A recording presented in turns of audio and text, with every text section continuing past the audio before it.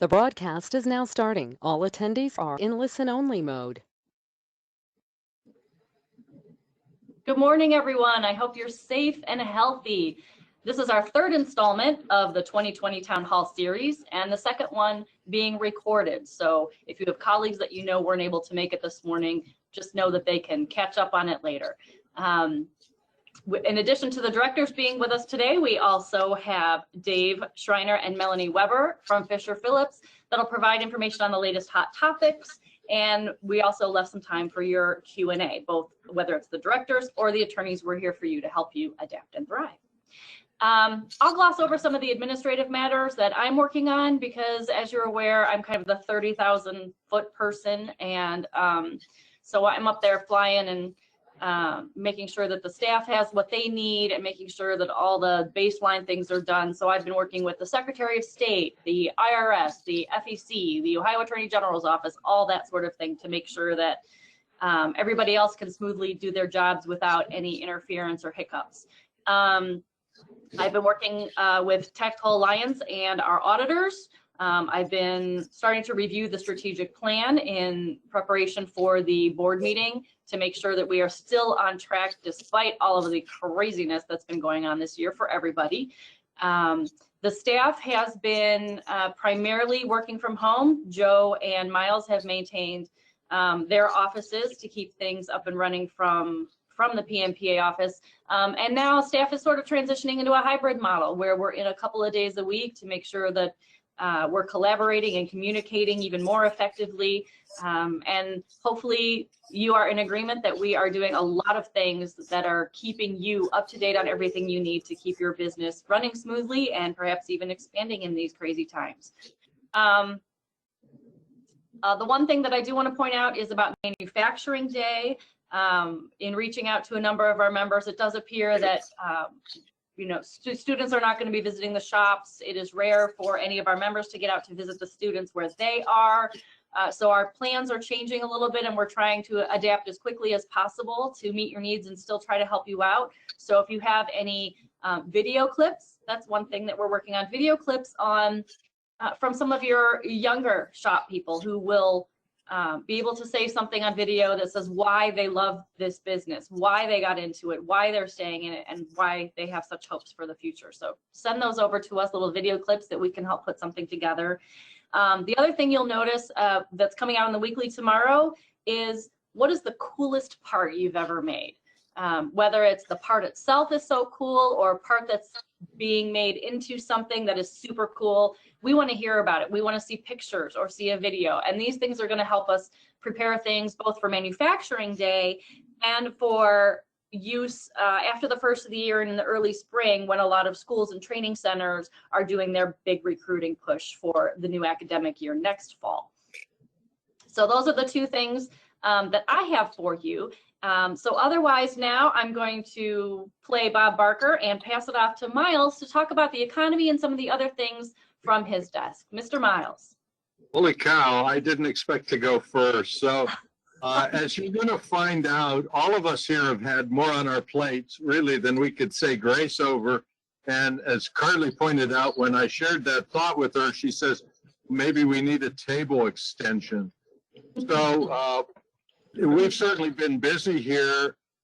We continue to be an advocate for positivity for our shops.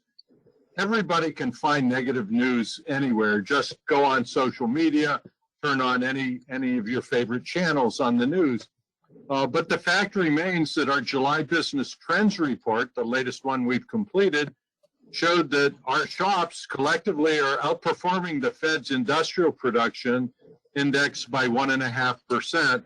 Now you say, well, 1.5%, Miles, that's, I mean, yeah, it's more than I get on my CDs, but 1.5% isn't a lot. We were actually 4.5% up on our Business Trends Report. The Fed's industrial production index was up 3%. Basically, we outperformed industrial production by 50%. 50% is what's baked into that 1.5%. And by the way, that July data was it was within, you know, kissing distance of the 5-year average for July. It was within 1.4% of that. So we've really got a lot to be grateful for and thankful for, as well as the fact that that business trends report sentiment indicators it was second month in a row where all sentiment indicators were improved. We continue to post and update the latest info on COVID. We get a lot of assistance from both Fisher Phillips, Melanie and Dave Schreiner are on the call. Omar Nashashibi has been providing us with a bi-weekly slide deck. We just posted that Monday. And so there's a lot going on that. We continue to caution all of you to pay attention to security and not just cybersecurity. This week we had, recently we had a Tuesday Tech Talk on cybersecurity in terms of compliance with ITARs and some Department of Defense requirements. That's all well and good, but the bottom line is, with so much money being offered for unemployment and for small business and PPP, that there's a lot of scammers out there. And we just heard from a shop owner who said that the SBA contacted them, that someone had applied for an SBA loan in their name for their company. So you need to be paying attention to this mail that's coming in from the agencies that you'd really rather not deal with today. The unemployment agency, maybe somebody's filing a false claim for unemployment on your company. SBA, maybe they just took out a loan from SBA in your name. Had that call. We've got a podcast, number 29, Beware of False Unemployment Claims Filed in Your Name. I'd really urge you to listen to that, but understand that since that podcast, they've escalated to actually applying for SBA loans on your behalf. I'm really impressed with the number of shops that are making a difference in this lockdown to get their story told out there on LinkedIn. These are shops I would never have expected to be superstars on LinkedIn, and they're really changing the conversation from our customers want just the lowest price, but these shops are showing why their processes are adding value. And it's just been a real joy for me to see shops I never thought would have social media presence are actually owning the conversations on LinkedIn. Washington, D.C. continues to be the full employment for miles domain, working very closely with John and Omar at the Franklin Partnership. The WTO came up with a decision about from China 2 evenings ago that went against the U.S. Tariffs. We've been working on some comments for the Family Medical Leave Act that NAM incorporated in their submission letter. It was really about the challenges we have as smaller shops. The COVID-19 policy slide deck, and also we sent out, and I thought Franklin did a great job of putting together a matrix comparing the two possible presidential candidates on issues that are of concern to us. There you go. I thought that was neat. One of the things that I would like to just remind everyone of is, while that's the headliner, the warm-up in this particular concert, this election, November, is really the outcome of the Senate. We really need to make sure that the Senate, that's really important.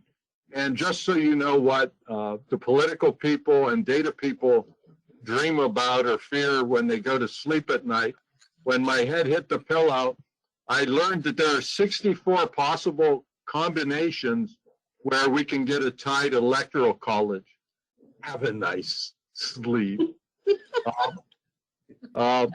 The other thing I want to warn you about is OSHA did a data dump, supposedly under the auspices of a request of the Freedom of Information Act from Public Citizen and some other group, and they dumped all the OSHA 300A data for all reporting industries electronically for years 2016, 2017, and 2018. What that data was supposed to include, and included for many of our shops, but not all of our shops, was the shop's name, the number of employees, and then the number of injuries reported, number of illnesses reported, days away from work, and some other things. I've done some quality checks with some companies who I know turned in their 300A, reported it online, but didn't show up as well. So there's apparently a quality control data issue at Department of Labor. And that brings up a question I would ask all of you to consider, and that is, if you're not reporting using NAICS 332721, if you're not reporting statistically under NAICS 332721 precision turning, would you mind sending me an email with what NAICS code you are using?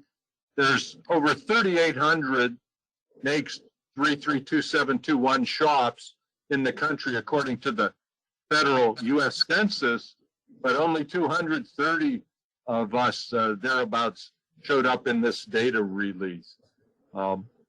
So that pretty much ties up the Washington business as usual. Been helping members with requests. Rust, this time of year, we get the rust advisories. What do you use to clean rust? What can you use to prevent rust? Had an inquiry on machining or actually drilling alloy 52. And I was puzzled. I put out a request on the tech listserv for advice on how you're doing lockout tagout. I've only got crickets. I'm not asking anybody to commit publicly, but if you've got any advice on lockout tagout on CNCs, I'd love if you would share it with us. I have one other thing that I think is important. We're seeing growth in our podcast listenership, and there's two that if you haven't checked it out, our members really like to network with other members. And 30B, episode 30B, back after a positive COVID test with Tanya DeSalfo, I'm sure you'll get a lot out of that. And interview number 20 with Scott Wiltsey of Vanomatic will push you back on your seat like a roller coaster. They're doing some amazing things there. One other question I'd like to ask, members were really positive about PMPA's role in helping get ventilator parts made. Typically, PMPA does not help our members on the sales side. We don't get between our members and their customers. The next big thing that I think is coming up, and you guys pay me to be the guy looking over the horizon, is I think there's a chance as we recover to bring more jobs back from offshore in manufacturing. Doesn't matter if it's a Trump or a Biden win. I think that China relations are going to be strained. There's going to be parts coming back. Is this an area where PMPA could help you find those opportunities to quote, or is this an area you'd prefer to handle yourself? If you'd let myself or Cate know, that'll be helpful for us to know where we can devote some time. And then before I give the mic back to Cate, I want to thank you all, PMPA members, for sharing with us privately your thanks and gratitude for the job that we're doing. There's a real joy to get that unexpected phone call, to get that email that just pops up and says, hey, how are you doing? Thanks for all you do. On behalf of all our staff, thank you for your support. You make it fun for us to do what we love to do, which is supporting you. Kate, it's all yours. Thank you, Miles. That was a great report, and we love working with Fisher Phillips, and we love working with the Franklin Partnership. And I just realized they're both F&Ps. I don't know why I didn't realize that before. But regarding Franklin Partnership, Renee and I, and Joe had a phone call with Franklin Partnership just the other day to talk about the annual meeting and about their presentations and all the cool stuff that we're going to be doing this year at the annual meeting. So next up, we've got Renee Merker, who's going to talk about the annual meeting and a lot of other things that are on her plate. Renee? Thanks, Kate. Good morning, everybody. Thanks for being with us today. I just wanted to give you an update on the annual meeting. As most of you are probably now aware, we are pushing through to have the annual meeting next month in October down at the Big Cedar Lodge in Ridgedale, Missouri. As you know, the needs of our members are always at the forefront of what we do here at PMPA. Our mission is to help you adapt and thrive.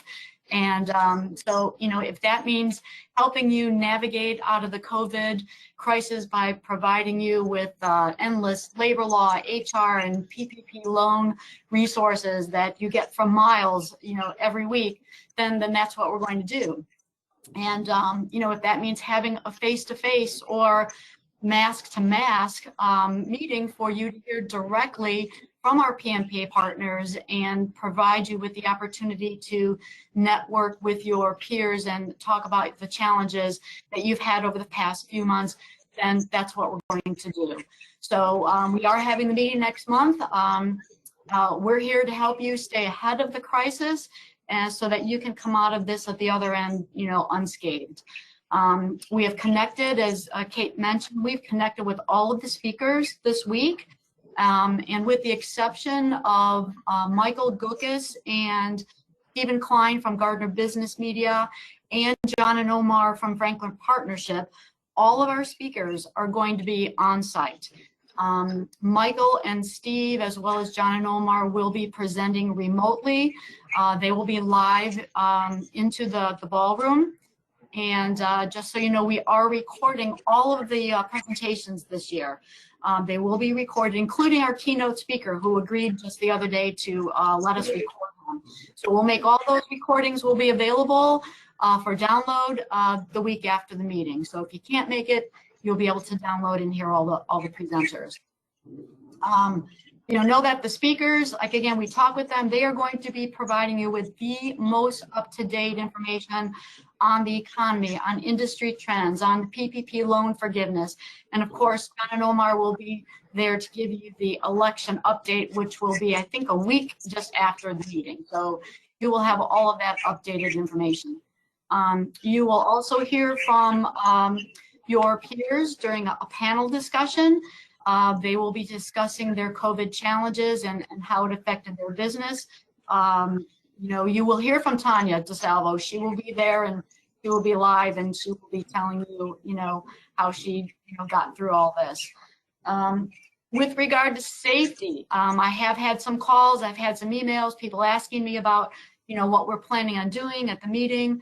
As with all of a lot of the states, Missouri has a mandate where they require all face masks to be worn in public spaces. So that will include the Big Cedar Lodge. So we are getting face masks for all of our attendees. They will be encouraged, required to wear those masks in all of the public spaces at the lodge, which will include the meeting space. I have calls planned this week with the hotel people. We will be discussing and figuring out how we're going to socially distance, set up the ballroom. Everybody will be spread apart. We'll be working with how to get all those meals distributed. So it's going to work out. It's going to be fine. We're going to do our very best to keep you safe and secure. So, of all the years that, we've decided to have an annual meeting in a resort wilderness lodge up in the Ozark Mountains, this is it, right? It is resort, it's remote. It's about a 50-minute drive from Springfield, Missouri. And, it's going to be beautiful. It's going to be a beautiful weekend. It's going to be fall. It's going to be, the height of their fall season. And, it's going to be great. So if, we're hoping you can join us. If you still need to get room reservations, please know that next Wednesday is the last day that you can make reservations at the resort. If you need any help with that, if you have any questions or concerns about the meeting, please feel free to give me a call. I'm here to answer all those questions for you. So, that's all I got. I'm hoping to see everybody next month in Missouri. Kate, back to you. Carli, who's ever next. Thanks, Renee. I can't wait to go to the annual meeting for a number of reasons. Peak fall season, it's going to be beautiful. It's going to be wide open spaces.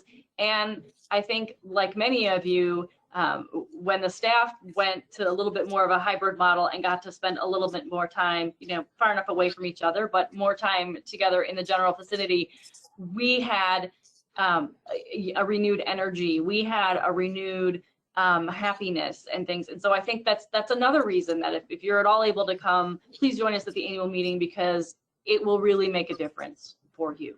I'm really pleased to hear that the keynote speaker agreed to be recorded. I know that is something that we had, Renee had really been working on. And so I'm really pleased to hear that. That's the first I've seen that. And before I turn things over to Carli, I just want to say that you may be aware that in your little dashboard that's either on one side or the other of your screen, there's a little section where you can put questions in, whether it's for one of us, or if you already have a question in your head that you want to have posed to the attorneys, we can do that as well. And I'll moderate those when we get towards the end. And please know that if it's we will be answering the more general questions. For the attorneys will be answering the more general questions at the end. If it's something a little more specific, then we'll advise you to have a one-on-one conversation with them later, and I'll touch back on that later. So remember to put in your questions. We want to make sure that you have the information you need. And now I'll turn things over to Carli, who is busy at work on all kinds of new and wonderful things, I'm sure. You're sure. Yeah. You get the list every week. So. Yeah, I get those. I get that. Hey, I had another idea, and I just say, all right. You're a good sport. Thank you, everyone, for joining us today. Kate's right. We've got a lot going on, so I want to make sure you know everything that's out there for you. We do have a new website. If you haven't gone to see it yet, go to pmpa.org. There are a lot more resources on our new website. You use the search bar and you can search our crib sheets, our articles, our podcasts, the news. It's got a lot more on there than we've had before. We're very proud of that, and we're going to keep adding to that as well. In addition, we are going to have, starting in October, we're going to launch it at the annual meeting, an online store, so that PMPA gear and apparel and swag, or whatever you want to call it, it's going to be available. T-shirts, we'll have polos, we'll have jackets, we'll have all kinds of fun stuff. So keep an eye out for that. There's also co-branding opportunities. If you'd like to put your logo on something and have the PMPA logo on with it, we have set that up for you as well. So keep an eye out. That, again, will be on October 22nd is our launch date. Still going on our Technical Tuesday webinars. So we've got our schedule on our website. Please look for that. And if there are any tech members out there who would like to present, just let me know. We love to educate our members, so let's help each other. And any hot topics are, of course, always welcome. Speaking of hot topics, Miles did mention the podcasts. Those are released every Monday, and you can subscribe to those. So it'll just pop up on your phone. You don't have to remember to go on there. And in case you haven't, we did have 2 great interviews with members, but I have a personal favorite in that I interviewed Miles a couple of weeks ago. So go ahead and catch up a little history. He told us how he became one of the steel guys he was a great interviewee, and we turned the tables on him there for a little bit. As far as events are concerned, but for me is the PMTS show and the National Technical Conference, currently scheduled for April. We are watching this literally daily to see what everything's going to be. We have a plan B, a contingency plan for August dates, so I encourage you to pencil those in. The tech conference would be August 8th through 10th, and the PMTS show would be August 10th through 12th in 2021. So if we have to move the dates to August, you've already got that in your calendar and you'll be all set to go. The mastery program has been rescheduled for 2021-22. All that information is on pmpa.org as well. And one of my other hats that I wear is a marketing hat. So I wanted to update you on our marketing campaign. We did have a follow-up postcard. There was a mailing in January.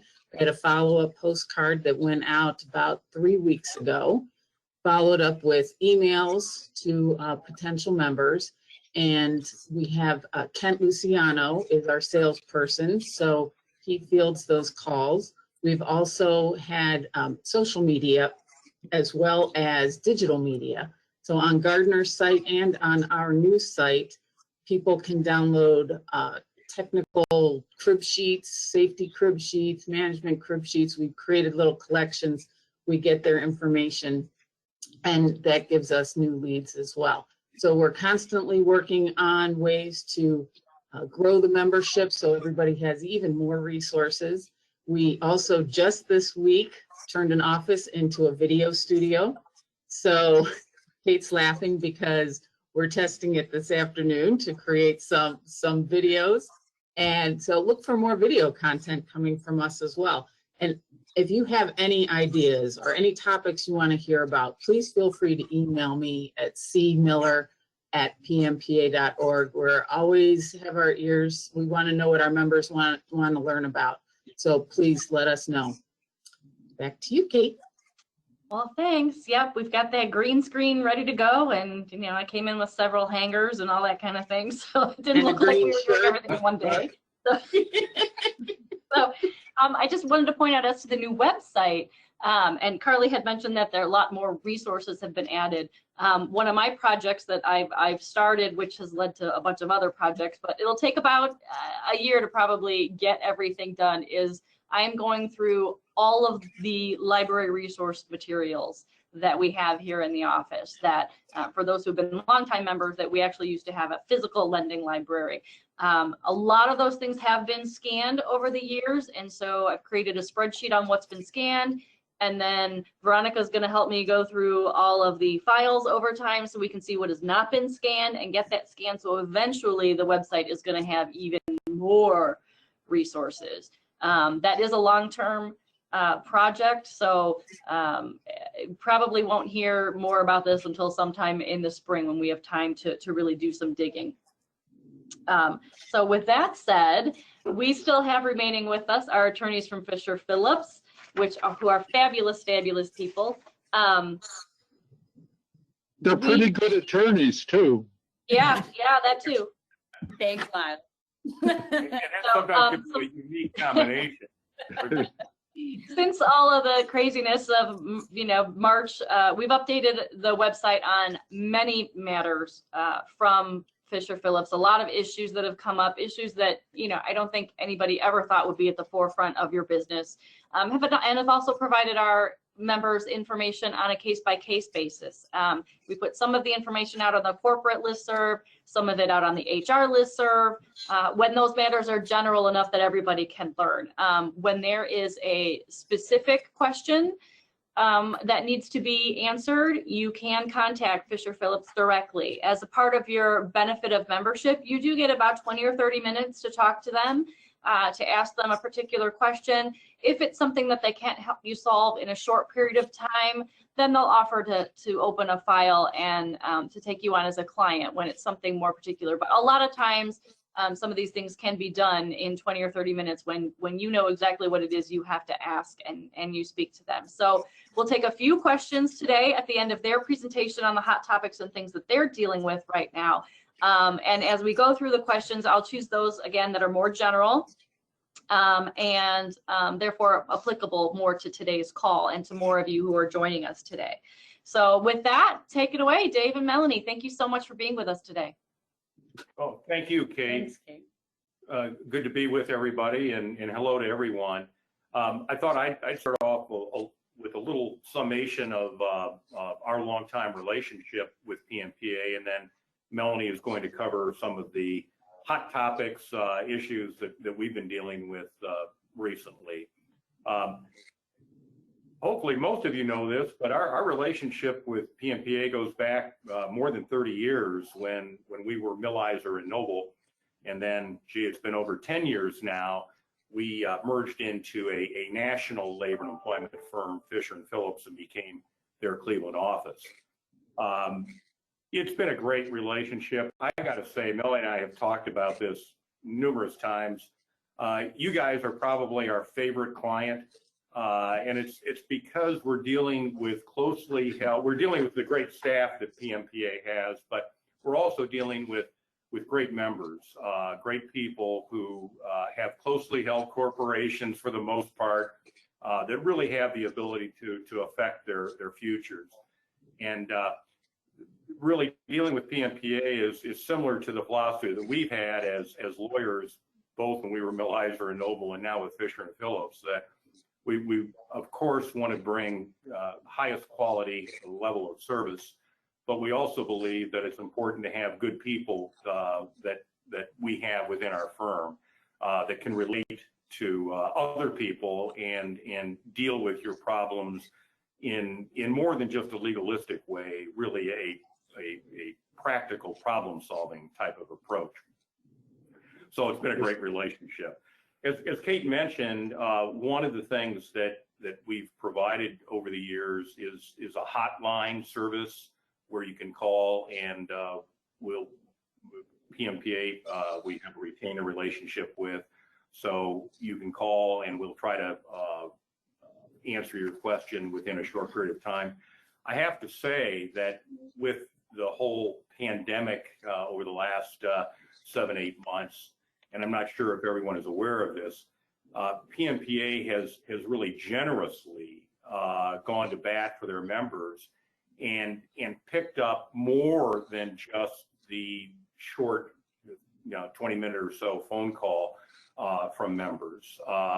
We really thought it was necessary to expand that service, given all the day-to-day crazy issues that have arisen. And it might not be something that's been broadcast, but your organization, your PMPA, really graciously and generously agreed to pretty much pick up whatever the cost would be in our having to work through more complicated issues with members. In addition to the hotline service, we do monitor the HR listserv, and oftentimes we'll try to make contributions and comments to issues that all of you are raising on that. We also provide bulletins and alerts from time to time on various matters that have arisen that are of pertinence in the labor and employment area, and there's been a wealth of that with the COVID-19. And I got to say, another compliment, Miles has been absolutely fantastic in culling through all of those things, keeping track of them, and passing them on to members, because there's been a lot to go through. So hopefully that has been a help to the membership. We also do some webinars from time to time. We did do one on the PPE last spring, and we'll be working with your team at PMPA to come up with some more webinars in the employment and labor area this coming year. And in that regard, it really is helpful for members to raise issues. If there are topics or concerns or issues that you've heard about or encountered that you think might be a good thing for us to address in a webinar, please let your team at PMPA know, and we'll follow up on that. We also, over the years, have attended many management update conferences. Melanie is going to be at the annual meeting this year to give a presentation there, and it's a great time to catch up with a lot of old friends and new ones as well. One service that we also provide that some members have taken advantage of is a handbook service where for a discounted rate we will put together a new handbook for you. And I will say the relationship with Fisher and Phillips has been good, I think, for us as a firm and also for PMPA, because it's really expanded our ability to look into local issues and laws in various states. At the last count, Melanie, I think we have like 34 offices, something like that. So there have been instances where, particularly, for example, in California, an issue has arisen, and of course, everything is a little bit different in California, more complicated and not exactly employer friendly. And we've been able to utilize resources of attorneys in our California offices.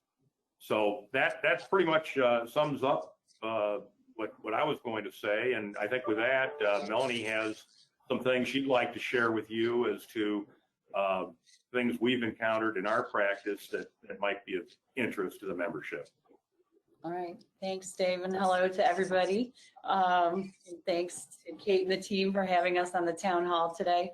It has, wow, been what a year so far, right? And it's so interesting. The last thing, my last trip before everything got shut down and life changed so dramatically was actually the PMPA conference down in Atlanta. So, and you guys will be my first official trip out as well in October when I come out for the annual meeting. So PMPA, hopefully this is like the end of this. So you kind of, we're at the start and the end of this kind of insane time we've been going through. So just a few things. Of course, we can't have a conversation without talking about the virus and COVID-19, but it continues to be a hot topic. One of the things I just want to make sure everybody saw that happened was the Department of Labor issued some updated guidance on the Families First that went into effect yesterday, the 16th. So some of it had nothing to do with us defining what the healthcare providers are for exemptions of coverage, but there is some good information in there where they clarified on some deadlines when employees need to give notice of taking the leave, and they kind of made it more similar to our, what I call the old FMLA now, that they need to give notice as soon as practicable. If they know ahead of time, they tell us, but most people don't anticipate, ooh, I think next week I'll get the virus. So unfortunately, it's not a lot of notice. They also clarified that there was a lot of discussion about the intermittent aspect of the time off, whether it was the emergency paid sick leave aspect or if it was the expanded FMLA. And they did make clear that an employer must approve intermittent leave. And it's not ideal typically for the paid sick leave because that's going to be usually you've got the virus, get your fanny home and sit out, right? You can't come and go and spread the virus around. You're supposed to stay away. So typically the paid sick leave is not going to be intermittent anyway. It's not appropriate to be. But for the FMLA aspect of it, it really tends to be. And as we continue to go, you know, a lot of people used up their paid sick leave already because it's only 80 hours. So that's probably gone for a lot of people. But we do have that expanded FMLA, which is up to 12 weeks that they can take. As we go into this fall school year, we're seeing that start to tick again as people are trying to figure out how to do the virtual school learning, if they're going in person, you know, some at home. So remember that that applies. Now, in talking with a lot of you, what I do want to make sure we remember is don't forget about the good old FMLA, because that is also going to be out there and that still applies. It seems like now suddenly all we're thinking about is COVID and the FFCRA, and we've forgotten about the FMLA, which is there for health conditions. So don't forget about FMLA. Don't forget about the notices, the 15 days to get the certifications and all of those things in the tracking, and as well as the ADA. So while some of these things may not be, you may not be covered by FMLA or your employee may not be eligible. Don't forget about our ADA accommodations, which is the Disabilities, Americans with Disabilities Act. In that regard, FMLA is 50, right? You have to have Correct. 50 employees to be covered by that, but ADA, virtually everyone's going to be covered. Correct. That's 15 to be covered by ADA, and your state laws are probably even smaller. For Ohio, it's 4 or 5 employees. So you got to make sure you're complying with those. And as we go into, we're getting into flu season now, so it is time. And I would anticipate too, regardless of whether it happens before the election or after the election, the vaccine hopefully is coming for COVID-19. So now's the time to start thinking about your vaccination policies. It's very common in healthcare, very common in retail that employers mandate vaccines, whether it was flu vaccines and now looking at whether you're going to do COVID-19. Remember that generally we have the ability to do that. And you can think about that, whether you're going to require the flu vaccine. And a lot of people are saying, absolutely, we're going to do it. We have our general duty under the OSHA general duty clause to make it a safe workplace. So we do want people to be getting the flu vaccine. A lot of employers are providing it on site and having them come out and do it. If you're going to do that, remember though, while we generally have the right to require it, we've got to remember ADA accommodation issues for disabilities, medical conditions, and also religious. So religion and disability are those 2 types of things we have to remember to accommodate. So if somebody says, whoa, I don't want to do it because of either medical condition or religion, we have to go through the process, interactive accommodation process. Oops, my phone is talking to me, to go through the accommodation process to see whether you can do something else to keep them safe. So think about your policy now, get that policy out in writing, make sure that it is consistently enforced. If you're going to require these vaccines, also be prepared for the anti-vax movement. And there are states, California and New York, of course, are 2 of them that say employers or employees are protected for their political alliances, their political movements. Arguably, anti-vax is political. Arguably, if they're going to go on an anti-vax discussion or encourage people not to do it or oppose the policy, just be ready for it. So that's going to be a state law specific issue. And make sure, remember right now, we are doing a lot of screenings, right? So we're doing temperatures probably. We are asking people about their symptoms. Have you been exposed to anybody? Do you have these symptoms? This is extremely unusual that we are allowed to be doing that. Because remember the ADA, the Disabilities Act, says you can't ask medical questions. You can't do medical exams, which includes temp taking, except when there's a business necessity and it's job related. Well, this pandemic, the EOC has said is severe and it's job related, and our states are telling us to do it as well if we're going to reopen. But remember, this is not going to go on forever, right? So remember when this is done that we can't go asking all these probing medical questions or doing any probing or screening or temp taking. So as you think about vaccines, don't conflate the 2 because they are different. Screenings, health exams are different than vaccinations. And vaccinations we're doing job related and business necessity. Tie them to your business if you're going to do vaccines. And obviously it depends on your philosophy and your company whether you want to do it or not. But if you do, make sure you tie it to the job descriptions, why it's important, if they come in contact with each other, with customers. So that's going to be hot topic, I think, on everybody's minds right now. But it's good to think about it now before the vaccine comes out and tie it with your flu vaccine policy. The other, I'm trying to watch my time, Kate, so you can give me the. Yeah, give us the hook. You know how I can go.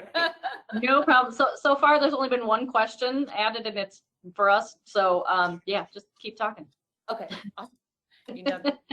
So the other thing, of course, going into now, which you're probably already seeing, remember to look to your harassment and your conduct policies and consistently enforce them as we go into politicking time. right? We have to be careful, solicitation and distribution policies, and also our harassment policies. So whether you are allowing political speech in the workplace, some people encourage it, some people say that's okay. It's a dangerous, slippery slope. I think these last couple elections have been tough with people, and now into, I don't know if it's because of the pandemic and the quarantine and everything else, but everything is just heightened right now. And we've got the protests and the movements, and now we've got masks, and slogans on masks have become an issue now. And almost everything is igniting a passion, an emotion, and a response today. And as our folks are coming back into the workplace, it's all coming back out. So just remember to consistently enforce your policies. I would also strongly encourage you, when you get a complaint, make sure that you are logging these complaints, tracking these complaints, and what you do on the investigation. I think so many of us, we're just fast to respond. We handle it, we deal with it, we take care of it. But when we have to go back to defend these things, we need those written documents. And remember to keep your investigation notes confidential in a separate file so that we can say that they're not a part of the personnel file. I've had a whole bunch lately of issues come up where the agencies or opposing counsel is asking for personnel files, and what is in the personnel file probably shouldn't have been in there, right? So investigation notes and those kinds of things. So we want to be able to say those are confidential medical files, and in most states we can say that's not included in the definition of a personnel file if your state requires you to provide it, like in Michigan or some other states say you must. Keep those separate, and those should always be confidential. Locked up. If you're worried about those investigation notes, you want to work with your attorney and prepare those notes so that those are prepared under the advice and counsel of your attorney. And arguably those could be privileged and confidential if you need them to be. Normally they work in your best, they're helpful to you to share those notes to show you did the investigation. But sometimes, especially if it's kind of a dicey situation, a higher level leader, you may not want all those detailed notes out there for others to see. So you might want to protect those. So think about, don't forget about attorney-client privilege and invoking that if you're working with your counsel. So that's very important as well.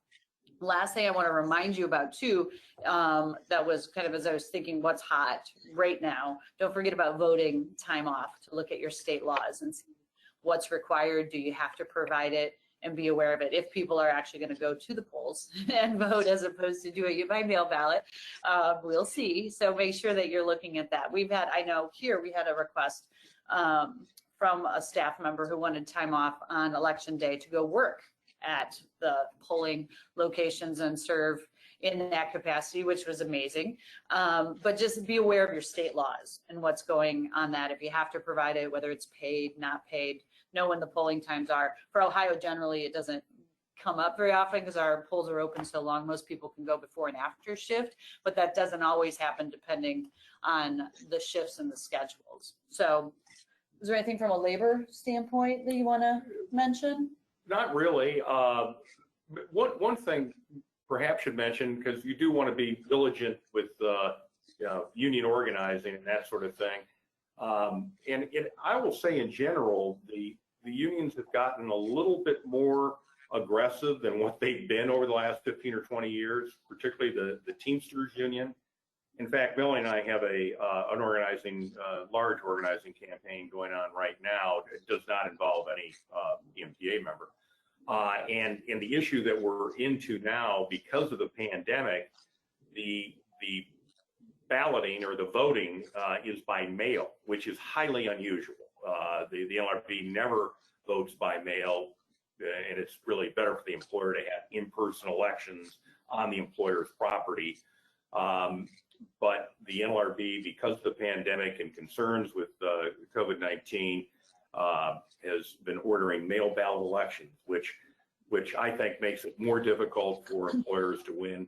So I guess the message there, the lesson is make sure that you're doing all the things that you need to do as an organization to have a good human relations union prevention program, which will hopefully thwart any interest in any kind of union organizing activity. And the number one key to that is communications, making sure that you have good communications methods within your organization, both from a group standpoint as well as addressing individual issues and concerns. So I think that's the main thing in the labor area to be aware of.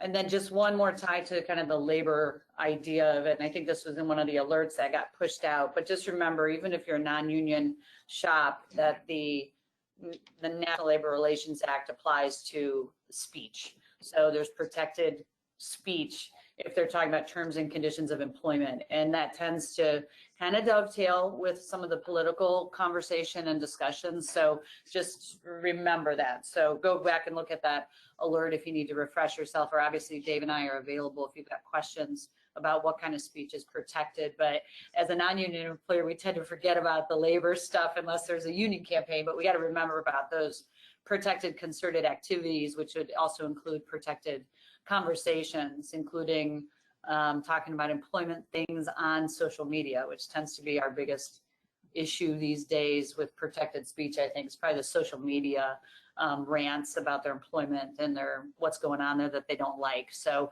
just remember that that's protected before you swing the termination axe. No, I'm glad you mentioned that, because that's been coming up more and more. As you well put it, the rants on social media, some of which can be very anti-employer.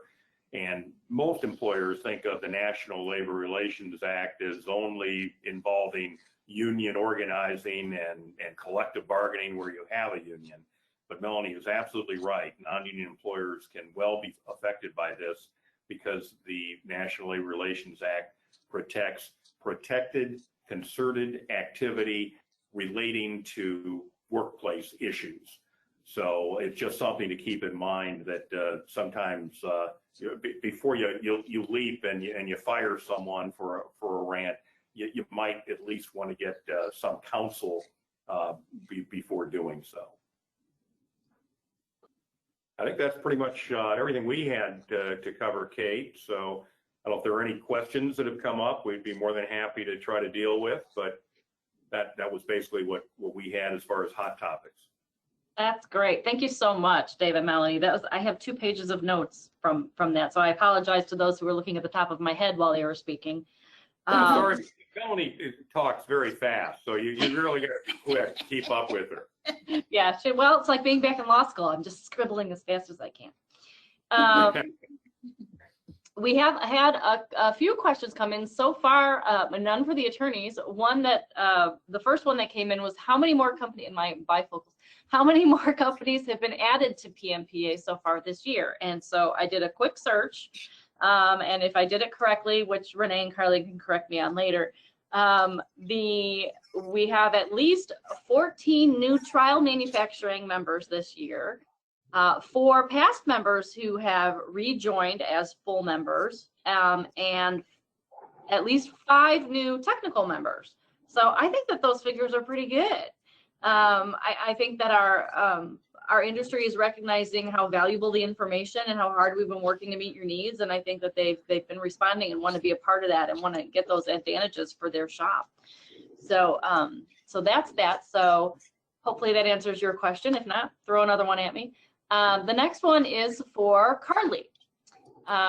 When will you make the final decision on April versus August? And we were just talking about this morning and about this for PMTS. Is there a drop dead date for us to make that decision? Because of course lead time is important, so the sooner the better. And those are all things that we were touching on yesterday and today in our discussion. So Carli, why don't you take that one? Yes, we are aware that planning is required, not only for the exhibitors, but for us as well, which is why we are checking every day to see where we are. Conversations are happening right now. I would say within the next 2 to 3 weeks. Our drop dead date is January 7th, but I don't think we're going to wait that long. So look for something in the next 2 to 3 weeks, even if it's an update that says we're still talking about it. But we will keep everybody in the loop on that. I know this is a big deal. So, and in addition to the discussions we're having in the office, of course, we need to involve, the executive committee and the board of directors to make sure that we're not just, taking the ball and running with it without, having the rest of the team involved. So we're talking about it every day, but we're setting up a call with the executive committee next week to discuss what we have found so far. And then we'll take the next step as necessary. So are there any other questions? Because That's me. That's me. oh, Miles, I'm sorry. You know what? I covered your face up with the questions block, so I apologize. Oh, there you go. I have a perfect face for podcasting. I thought, Carli, you might just expand how you're working with Gardner and the facilities in Cleveland and the NTC's intimate connection with PMTS and how all those moving parts are why we haven't been able to just make a lightning fast decision. Well, I think you just did a great job of that. So the tech and the PMTS show do run together, overlapping on the Tuesday. So we need to coordinate not only that, and Gardner is our management company, so they run the trade show for us, but it's also getting the venue and all the hotels for whom we have contracts and have had contracts with. We need to make sure that everybody is taken care of, and it's not just a quick, oh yeah, August is better. It is going to take a lot of rearranging of the puzzle pieces, but we're willing to rearrange to make sure that everyone has the best possible experience. Thank you. Mm-hmm. Always a lot of moving parts. Oh, here's another question that just popped up. Our local chapter still meeting? That was actually something that I just spoke with Matt Gilmore about last week, and I know that there are some that are talking online and doing some things like that. I have not heard of any actual physical meetings. I had just started a list of emails that I needed to send to the chapter heads to see what are they doing and what are they planning to do and how we can help them kind of ramp back up a little bit more on the local and regional level. Do any of you have any more information about those things? Anybody?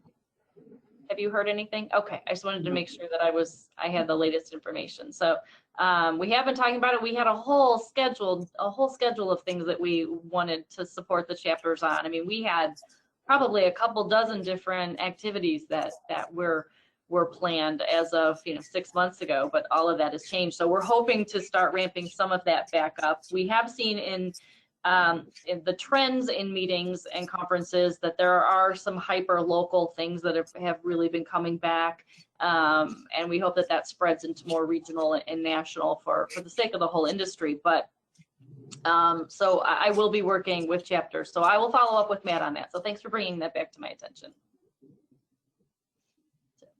Anything else from anybody before we close? Well, again, feel free to use the Fisher Phillips hotline when you have a question. Make use of the listservs.